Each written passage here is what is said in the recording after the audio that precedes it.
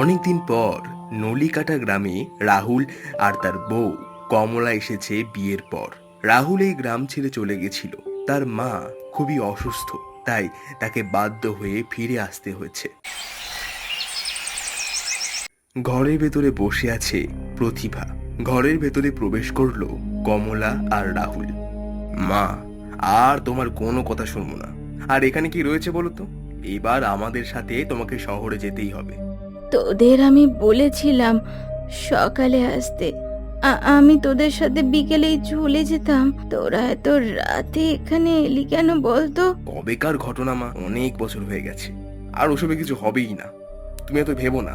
কাল সকালেই আমরা বেরিয়ে পড়বো। একটা তো রাত মোটে। রাহুল আর তার মা যখন কথা বলছিল, রাহুলের বউ কমলা অবাক দৃষ্টিতে তাকিয়েছিল তার মায়ের দিকে। রাতে থাকলে কি হয়েছে?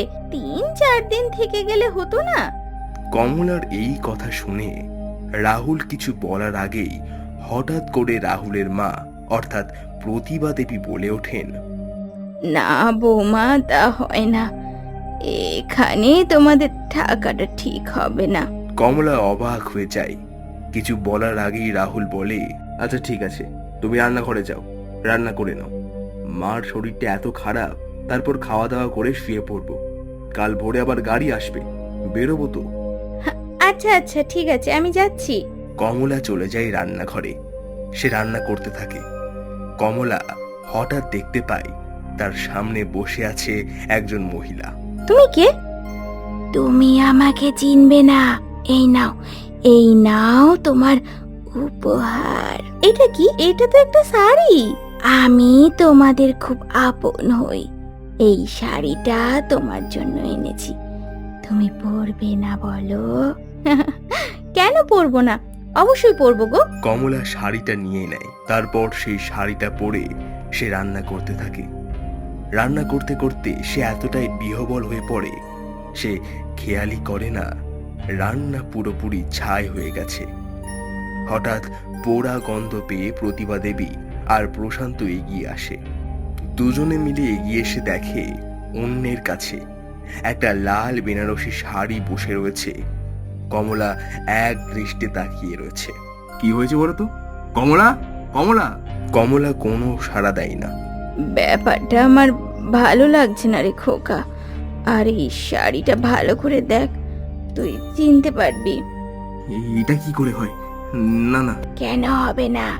তুই আমাকে মেরে পার পেয়ে যাবি ভেবেছিস? আমার বাবার পুরো সম্পত্তি নিয়ে শহরে আবার একটা বিয়ে করে থাকবি, আর আমি কিনা তোকে ছেড়ে দেব? হ্যাঁ, কখনোই না, কখনোই না। অনেক হয়েছে। আর নয়, তোদের আজ রাতেই হবে মৃত্যু। বৌমা, বৌমা, তুমি কি করছো? বৌমা, ছেড়ে দাও, ছেড়ে দাও। ভয়ঙ্কর হাসি হেসে ওঠে। তারপরে শক্ত করে টিপে ধরে তাদের গলা। দুজনেই মাটিতে লুটিয়ে পড়ে খিলখিল করে হেসে ওঠে। কমলার শরীর থেকে বেরিয়ে যায় সেই প্রেত। হায় হায়, আমি কি করলাম? এবার কি হবে? আমাকে মারবেন না, আমাকে মারবেন। আমি কিচ্ছু করিনি, আমাকে মারবেন না। আমি তোকে মারবো না। আমার নাম রত্না। আমাকে ভালোবেসে বিয়ে করেছিল এই রাহুল। তারপর গ্রামে এনে আমাকে হত্যা করে ওই বাঁশ বাগানে পুঁতে দিয়েছিল। তারপর আবার আবার শহরে চলে গেছিল। আমার বাবা মারা যাওয়ার পর এই সব সম্পত্তি ও পেয়ে যায়। তারপরে আবার তোমাকে বিয়ে করে। আমি শুধু আমার প্রতিশোধ নিয়েছি। আমি আসি।